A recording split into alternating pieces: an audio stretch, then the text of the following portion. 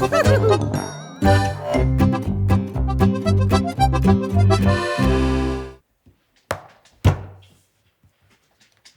was ist denn jetzt? Da rührt sie nix mehr.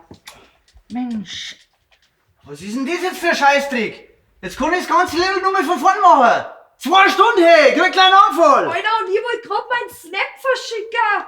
Oh, ich glaube, ich spinne. Papa, was ist denn mit dem Internet los? Ja, was? Da habt ihr das nicht gewusst? Ist doch im Amtsblattl gestanden, dass heute den ganzen Tag die Internetverbindung ausfällt. Wegen Bauarbeiten. Den ganzen Tag? Ja. Ja, die anderen zocken in Ruhe weiter und sammeln Punkte. Das hol ich doch nie wieder auf.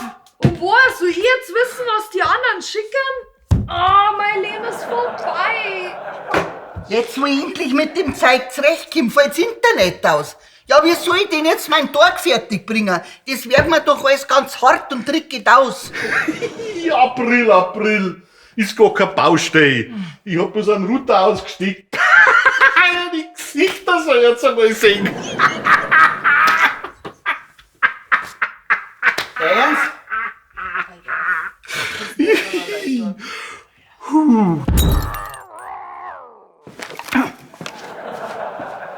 Okay, kein Aprilscherz mehr mit dem WLAN.